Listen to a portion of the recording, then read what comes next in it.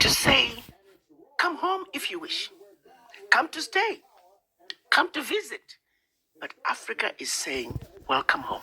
I'm a little girl from Chivu in Zimbabwe, left here after high school, went to college, first degree in general chemistry, second degree in organic chemistry, then on to medical school, residency in general surgery, residence in family medicine, straight on to private practice for 25 years. Scientist through and through. And you get a call at 3 a.m. to say, oh, we want you to go be a diplomat in Washington. I'm like, are you kidding me? So I wake up, I think it's a dream. I ask my husband, are you sure? Did you hear this conversation? And then what follows is a few months of back and forth. And finally I thought, you know what? I have not been on sabbatical since I actually left Zimbabwe. And I thought, you know what? I'm just going to go and spend about 6 months in Washington, hang around a little bit and drink coffee and be wined and dine, and I'll be back. And I knew that for a fact that I would be back. So I went to Washington really feeling stupid. And I'm supposed to be the AU ambassador, and I know nothing about diplomacy. Why are you guys doing this to me? So if you think you're going to make a fool out of me, well, the joke is on you, because I'm not staying. 6 months, I'm out of here, you know? But 5 months into it, I was staying in a hotel because I didn't want to waste my time getting a place to stay. But what I began to see, the Zimbabwean revolutionary in me, I didn't know I was a revolutionary. The circumstances cause us to realize who we are. There were some things I'm like, there's something wrong with this picture. No. That shouldn't happen. And after many times of attending meetings in North America, back in Africa, and I see things happening that were just blatantly wrong. And I just could not sit anymore and have these people think, as we leave the meeting, that they put wool over me and they got away with it. So one day I just decided, I'm done. This just doesn't sit well with me. So I called my husband, and because it was just ridiculous. We just can't keep being kicked. And I like the way you said it with a West African accent. I did. Yeah.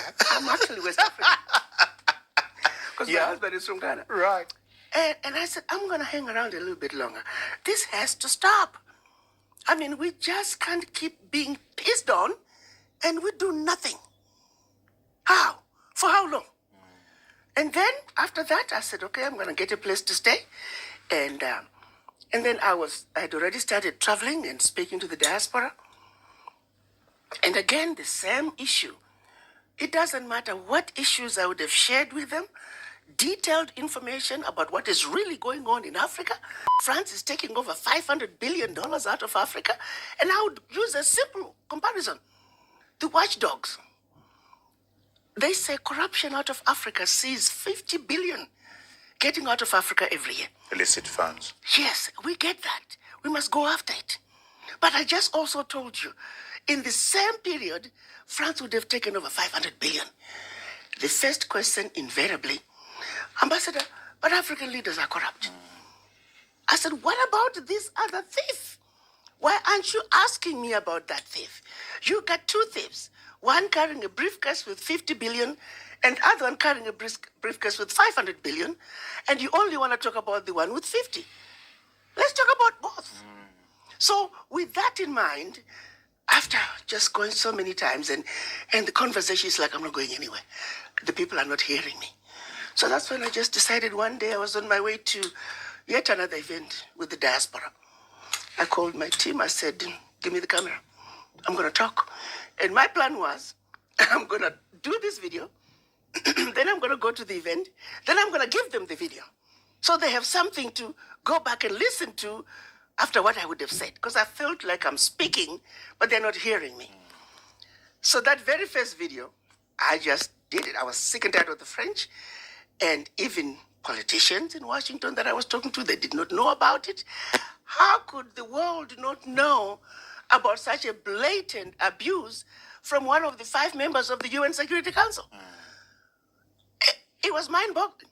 And so I just decided that's what I was going to do. I did not realize that very first video would go viral, that people did not know. And that's how it started. I'm just a black woman who's sick and tired of being sick and tired. And I continue to be sick and tired of being sick and tired. Because the abuse, the blatant abuse of us has got By the to West. stop. By the West. It has to stop. And it's going to take us as a people uniting. So when I started doing those videos, I was actually surprised because I just knew my days were coming to an end. And I didn't care because really, they signed me, they actually intentionally graded me as an officer. I was being paid as an officer. It's only the last 2 months of my tenure that another ambassador had said, they're taking advantage of you. Here's what I'm making, and here's what you're making. It was only the last 2 months of my tenure that they had taken me to the level of an ambassador. Even then, they still graded me lower than most ambassadors, but at least I was in the territory of an ambassador.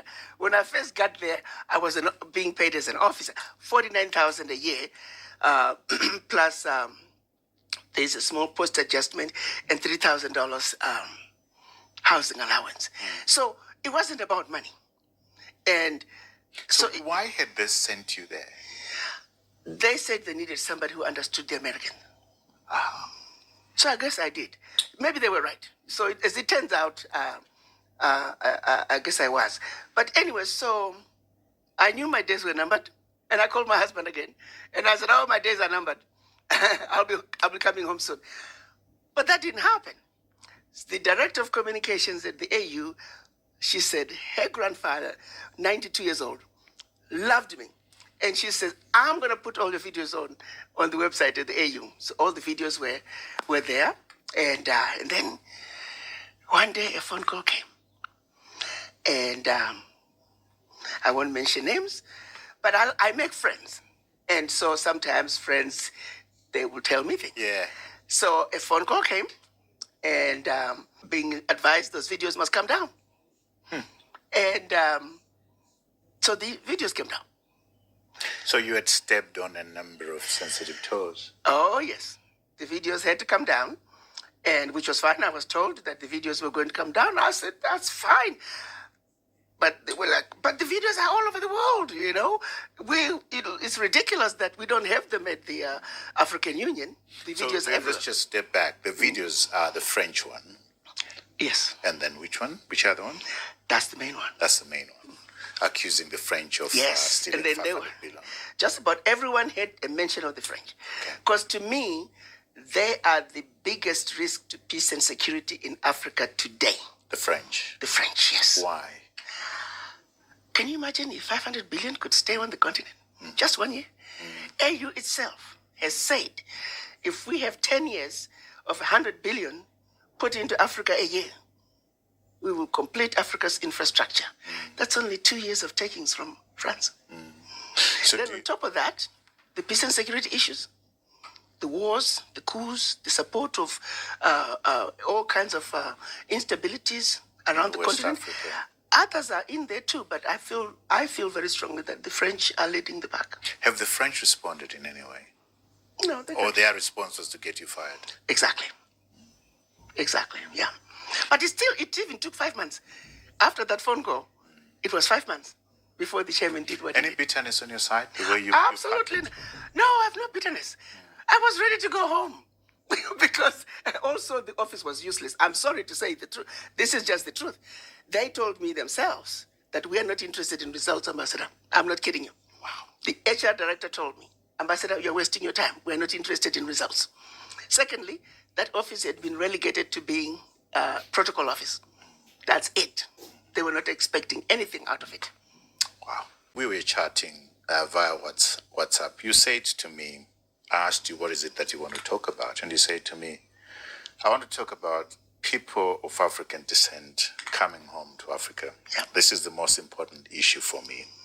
The damage of over 400 years must be reversed. Absolutely. Why is this so important to you? Just unpack to us. And when this epiphany sort of emerged as something that's important that needs to be done. I am a medical doctor. And you know, the funny thing is when I was, before I made the decision to stay, you know, I said, I'm a healer. Why am I hanging around here? what am I doing? I could be saving lives on a daily basis rather than sitting around and listening to all this nonsense. But I remember one day I was talking to, you think I'd lived in America a long time. This was about 15 years ago. And I've been in America for 45. An African American girlfriend of mine, she was visiting with me. And she said, you continental Africans, you don't have to deal with the issues that we deal with. You know where you come from. I don't. I don't know why prior to that, I'd never asked myself where I come from. I just took it for granted. But for that one moment, I did ask myself, I wonder what it feels like to not know where you come from. And it was a very painful feeling. And I quickly snapped myself out of it. But since that day, I began paying attention to my African American friends and patients as well. And I began trying to understand. And also, this Black American experience, we take it for granted, we talk about it, but it is a real entity. Black America has experienced life in the US that most of us did not really understand until George Floyd. George Floyd was an everyday experience for Black America. And so George Floyd opened that door. But when you know that people are a wounded people, they don't have an anchor. When you don't know where you come from, then everything else that you do is affected by the fact that you don't have an anchor. And it's generation upon generation upon generation. They're living this life without ever being anchored. And it affects everything they do. And so from a healing perspective, I felt that there will be a much bigger healing process that would take place if they just could be anchored. They don't have to all come to Africa. They don't have to even come and leave if they come. But the fact that they can go to Africa. I had an experience in South America that was quite an eye-opener. I would often open my presentations with Ambassador Arikana the African Union ambassador to the United States. I was sent here to bring you home. It was an opening line. But for some reason, when I got to South America, it was so profound for them. The fact that African Union had actually sent somebody to them to come get them, it was huge. And so, as I was talking, I began to see people sharing tissues. And I thought, did I say something? So I had to sort of slowly wind down my speech because I couldn't read what was going on. And when I finally got off, the first gentleman to speak, he said, you found us. Wow. You found us. Wow. So that healing is needed. The ability to open up Africa, to say, come home if you wish. Come to stay. Come to visit. But Africa is saying, welcome home. That alone is healing. It was so painful. I think there I was left even more determined to embark on this journey to bring them home. Yeah. We don't get it. I must share something that I picked up from my pastor, T.D. Jakes, on Sunday. T.D. Jakes has discovered that his ancestry is Igbo, Nigerian. He looks it too. I could have told him that. Yeah. I didn't need DNA testing for that one. And he says that discovery and what it has done has been amazing in terms of affirming him. Yes. And knowing who he is and where he comes from. Yes. And yet that this is not the case with a lot of Americans. Yes. So help us here. So we're dealing with that, for lack of a better word, lack of foundation and background. That is affecting who we are. Yes. Our African American brothers. On the other hand, we are dealing with this colonial institutional abuse on a whole people. So you're dealing with two issues here. Yes. How do you deal with those issues? How do we get to a place where we find a solution? I'm trying to hesitate. I'm hesitating saying closure because these are big things, These are big doctor, issues. that you're dealing with. But here's the thing, understanding the genesis of it all. Yeah. At the end of the day, as a people of African descent, no matter where you find us on earth, we are a wounded people and we need healing. The process of wounding us might have been different, but the results are the same. When you look at the effects of colonization on the continent, the effects of slavery in the Americas, the bottom line is we are wounded. The process, the masterminding that went behind the brainwashing of the Black person is universal. You take, for example, the fear of the white person by us. Well, the browbeating of the African started long before the children were taken out of Africa as slaves. So by the time the children were taken out of Africa as slaves, they were already brainwashed. They were already programmed to believe that Jesus Christ is white, that the angels are white, and that white people, even though they are not white like this cup over here, never mind that we are pinkish, but we are white like the angels, and you're black like the devil. We took it without question. To this very day, we take it without question. So that process, whoever came up with this mastermind, these missionaries being sent to Africa, teach them how to read, but not how to reason. It was a systematic process of demoralizing us and making us accept fifth-class citizenship position. It was applied equally. And absolutely. It's still going on. To this day. So the two-legged monster, the associated to one slavery and then the other on colonialism, the 500 billion that's going on. Yeah.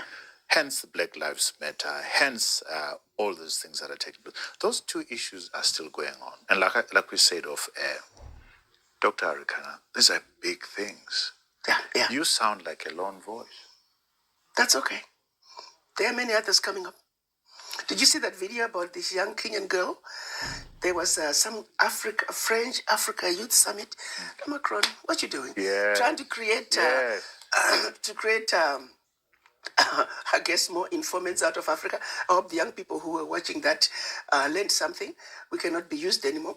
But anyway, this young girl from Kenya, she said, Mr. President, I'm going to talk to you the way my presidents will not talk to you. And this girl... Down in understanding what France fully stands for is fueled by the continued collaborations that France has with agencies, leaders, and individuals who have glaring integrity issues, whilst on the other hand, claiming to be standing for human rights. So on one hand, we have France that is entrenched in issues around racism, around exploitative dominance, and whilst on the other hand, they're still claiming to teach others about democracy. To your point about the Kenyan girl speaking to Macron, why are our presidents not standing up to speak about the things that are wounding us? Talk to me about that. To be very honest with you, I don't envy any of the African heads of state. They're fighting with both hands, not only tied, but they're tied in their backs. At least if their hands were tied in their front, they could hit with their hands. Their hands are tied behind their backs. Let me start with the 14 countries that are former French colonies. Let me just give you a synopsis of the Pact for the Continuation of Colonization. At independence, they had to give up 85% of their bank reserves, turn them over to the French Treasury. Now that has come down to about 60%. And if they wanted some of that money, they had to submit a financial statement. And if approved, you could only access 20% of what you deposited the year before as a loan at commercial interest rate. France would take your deposits of the 14 countries, invest them in the French Treasury under their name. You don't have to know what the returns are. Your language of instruction is French. Your minerals discovered, yet to be discovered. France has first right of refusal. Your military, it has to be trained by France. You can acquire all your military equipment from France. Do you think they're going to give you the best?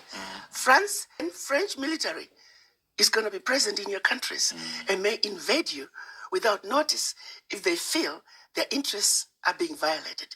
What are those interests? A president saying, "Why? We need our money. We cannot continue to turn over our bank reserves." That's a violation. You could be invaded. And they did. Men were killed. There were coups. They were exiled. So now you take a leader who has given up his finances, he has given up his military, he has given up his natural resources, he is left with 15% of his bank reserves. Now you say to him, why can't you feed your people? Let's be real here. Let's be real. But why is that leader allowing that to happen? He's got the people to support him, to revolt against this. He doesn't. Can't. Look at what we have right now in Africa. These people are forever supporting opposition.